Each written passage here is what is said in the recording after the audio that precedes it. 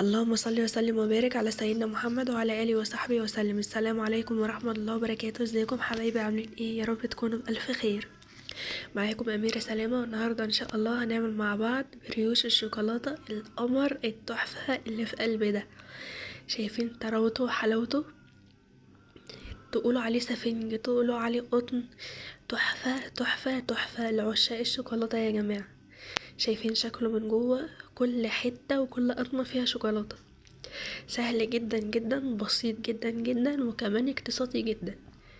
حلو قوي قوي، هيعجب اطفالك قوي، هيعجب الكبير والصغير. حلو جدا طبعا للفطار وللعشاء واللانش بوكس. طبعا ما يختلفش عليه اتنين، ده بالشوكولاتة. سهل وبسيط قوي. حضري بقى المقادير وحضري العجان بتاعك يا اما ايدك، وتعالي نشوف هنعمله ازاي. يلا بينا، بس ما تنسوش تشتركوا في القناة. عندي هنا العجان بتاعي. عندي نص كيلو من الدقيق المنخول، معلقة كبيرة من الخميرة، معلقة كبيرة من اللبن البودر، معلقة صغيرة مليانة من البيكنج باودر، ذرة من الملح، باكت من الفانيليا، 4 معالق كبار من السكر الحبيبات العادي. هقلب المقادير الجافة بتاعتي كويس، وهروح نازلة بيها في العجان على طول، او على ايدك مفيش اي مشكلة. هنزل كمان بمعلقة كبيرة من الخل ومعلقتين كبار من الزيت. ممكن تبدلي الزيت بمعلقتين كبار من الزبدة المتاح عندك. حطيت كمان نص كوباية من المية الدافية، وهشغل العجان بتاعي. لو حسيت ان العجينة بتاعتي لسه مفرولة ومحتاجة مية، بنزل من جنب العجان وبحط شوية بشوية، يعني معلقتين بمعلقتين. هنا انا كنت حطيت حوالي كوباية الا ربع. العجينة بتاعتي خلاص مش محتاجة مية، محتاجة بس تتعجن كويس. هعجنها كويس جدا جدا، مش اقل من 10 دقايق، لغاية ما تطلع معايا مطاطية وزي الاستيك زي ما انتوا شايفين كده. عجينة ناعمة جدا جدا، اتعجنت كويس جدا جدا، ما بتلزقش في الايد ولا اي حاجة، بس عجينة لينة وطرية. هنا خلاص كانت اتعجنت. هحط عليها نص كوباية من شوكولات شيبس الحراري. الحراري ده اللي هو ما بيسيحش في العجينة يعني. هديها تقليبة كمان مع العجين، وكده خلاص عجينتنا بقت جاهزة معانا بالشكل القمر ده. شايفين شكلها تحفة، تتاكل كده نية. عندي هنا بولة دهنها دهنة بسيطة خالص من الزيت. هفضي فيها بقى العجينة بتاعتي عشان اسيبها ترتاح حوالي 10 دقايق. مش هسيبها تخمر، هسيبها بس ترتاح بالشكل ده. هغطيها واركنها على جنب ترتاح. هنا خلاص كانت العجينة ارتاحت معايا. عدى 10 دقايق، هاخدها بقى عشان اقطعها القطع اللي انا حباها. انا النهارده هعمله هسويه في صينيه الكب كيك، فانا محتاجه 12 قطعه، وهيكون القطع ما شاء الله اللهم بارك حلوه جدا جدا. القطعه لوحدها بتشبع من كتر ما هو حلو، وكمان القطعه كبيره. قسمتها كده على جزئين، وكمان قسمت كل جزء على 3. هيديني في الاخر 12 قطعه. شايفين بالشكل ده؟ بايدك بقى، بسكينه، بسكرافر، اي حاجه تسهل عليكي. المهم ان القطع كلها تكون قد بعض عشان يطلع في الاخر شكله حلو.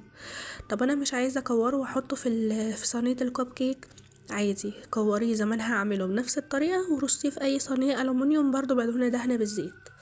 انا دهنت صينيه الكب كيك دهنه بسيطه كده من الزيت كلها. عندي هنا شوكولاته قطع. باجي اكور العجينه بتاعتي بقى، بفتحها من النص واحط قطعه من الشوكولاته، واروح مكورها على طول وحطها في القالب بتاع الكب كيك. ما عندكيش زي ما قلتلك او مش حابه، رصيه في الصينيه على طول، هيطلع مدور برضو وشكله حلو بالشكل ده. طريقه التشكيل مفيش اسهل ولا ابسط ولا احلى منها، وهيطلع شكله اصلا شكل الكب كده في الاخر شكله تحفه او جدا جدا، اللي يشوفه يقول متعوب عليه. شايفين شكلها كده؟ خلاص خلصت كل الكميه بتاعتي ما شاء الله اللهم بارك بالشكل ده. هغطيها بقى واركنها لغايه اما تخمر معايا كويس جدا، مش اقل من ساعه الا ربع او ساعه. هتطلع معايا بالشكل القمر ده. هجهز بقى معايا معلقتين من الحليب، هدهن بيه الوش كده عشان يطلع معايا لونه حلو. زي ما قلت لكم انا دهنه الصينيه بتاعتي دهنه بسيطه من الزيت، حطيت فيها قطع العجين وسبتها تخمر معايا. هنا انا مشغله الفرن على الرف الوسطاني على درجه حراره 180. هياخد معايا حوالي تلت ساعه. طلع من الفرن، رحت حاطه عليه فوطه غسلاها كويس جدا وعصرها قوي، حطيتها على الوش حوالي 10 دقايق، طلع معايا بالجمال والحلاوة دي. بصوا بيطلع بكل سهولة من القالب، شايفين لونه وشكل التسوية بتاعته تحفة، وشكله اصلا واخد شكل الكوب كيك كده، شكله حلو جدا جدا. انا بقول لكم ان هو بيطلع بالسهولة يعني. شايفين الجمال بقى. انا حطيت الصينيه بتاع الكوب كيك في صينيه الومنيوم عشان هي الصينيه نفسها مش الومنيوم، فعشان تاخد تسويه مظبوطه. ما تفوتكوش برضو المرحله دي. شايفين شكله والطراوه بتاعته وحلاوته تحفه. طبعا الشوكولاته اللي احنا حطيناها من جوه سايحه كده ودايبه دوب. ممكن تحشوا نوتيلا بدل قطع الشوكولاته دي، المتاح عندك احشي بيه.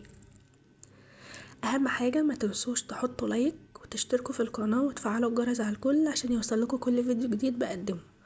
وما تنسوش تعلقوا بكومنت حلو منكم ودعوة حلوة من قلبكم، بالله عليكم محتاجة دعواتكم قوي، وكمان محتاجة دعمكم وتشجيعكم ليا، وبتسعدني جدا كومنتاتكم ليا. ما تنسوش تعلقوا بكومنت حلو منكم ولايك حلو منكم برضه. اسيبكم في رعاية الله، والسلام عليكم ورحمة الله وبركاته.